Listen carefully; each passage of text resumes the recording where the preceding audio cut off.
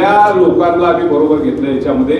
त्यामुळं महाविकास आघाडीमध्ये काही लोक मर्यादित होते, इंडिया आघाडी देश पातळीवरची आघाडी होती, दिशा देश पातळीवर इंडिया आघाडी होती, महाराष्ट्रामध्ये इंडिया आघाडी नाही तर महाविकास आघाडी म्हणून लढलो आणि त्याच्यापेक्षा व्यापक पद्धतीनं लोकांनी याच्यामध्ये सहभागी व्हावं याच्यासाठी एक भाग आणि प्रत्येकानं आपापल्या पक्षाचं चिन्ह थोडंसं बाजूला ठेवून एक चिन्ह घेऊन एक विचार घेऊन एक दिशा घेऊन समन्वयासाठी लोकांसमोर जाण्यासाठी म्हणून शिवशाहू आघाडीची त्या ठिकाणी आम्ही स्थापना केली। मतदारांना बी सोपं।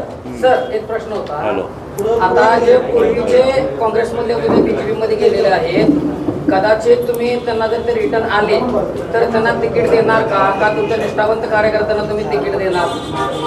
मुळामध्ये आता प्रायोरिटीनं आमच्याकडे ज्यांनी मुलाखती दिल्या ते ज्या वार्डामध्ये सक्षम आहेत उमेदवार म्हणून अशांचं मेरिट बघून आम्ही त्या ठिकाणी उमेदवार ठरवणार।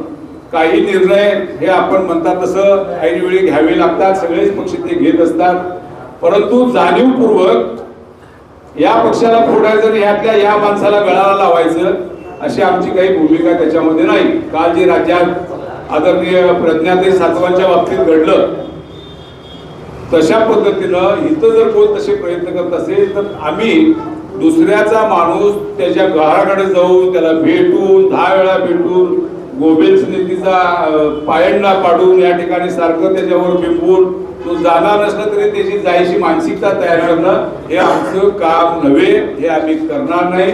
आमच्या पक्षाशी आमच्या एकूण आघाडीशी जे निष्ठेनं राहिले, जे विचारांना आमच्याशी पक्के आहेत, उद्याची लढाई करायला जे आमच्या बरोबर आहेत, आमची आज हार होऊ दे किंवा जीत दे तो पक्ष आमचा महत्वाचा नाही, पण आमच्या बरोबर उद्याच्या काळात ही परिवर्तनाच्या लढाईत छत्रपती शिवाजी महाराज ते छत्रपती शाहू महाराज यांच्यापासूनचा शाहू महाराजांच्या पर्यंतचा विचाराचा वारसा टिकवण्यासाठी, समतेचा विचार टिकवण्यासाठी, बंधुत्वाचा विचार टिकवण्यासाठी, गावातला सामाजिक धार्मिक आणि एकूणच सलोखा टिकवण्यासाठी जे म्हणून आमच्या बरोबर राहतील त्या सगळ्यांना घेऊन आम्ही या ठिकाणी लढतो आहोत।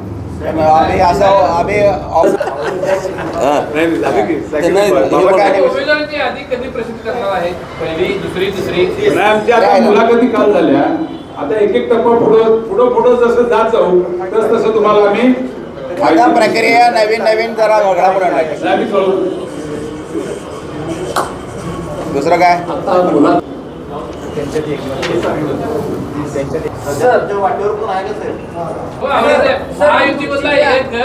होणार नाही।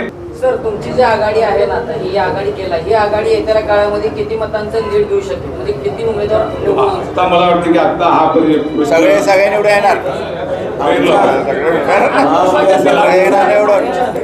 आणि महापौर हे शाहूच होणार आहे। आज आपल्याला सांगतो की शिवशाहू आघाडीची सत्ता या इचलकरंजी महानगरपालिकेत येणार आणि इचलकरंजी महानगरपालिकेचा पहिला महापौर हा शिवशाहू आघाडीचाच होणार। भाजपचे काही उमेदवार नाराज तंत्र सुरू झालेलं आहे, त्यांच्याकडचे तुमच्याकडे येण्याकडे इच्छुक आहेत, तुमच्याकडे त्यांच्याकडे संपर्क घातले मोठी नीती नाही। आम्ही मगापासून 2 वेळा त्या प्रश्नाचं उत्तर दिलं की आमच्याकडं सगळ्या विभागामध्ये सगळ्या वॉर्डामध्ये अतिशय सक्षम अशा पद्धतीचे उमेदवार आहेत, त्यामुळं फोडाफोडीच्या राजकारणाला आम्ही चालना देणार नाही आणि त्यामुळं ऐनवेळी काही निर्णय घ्यावे लागले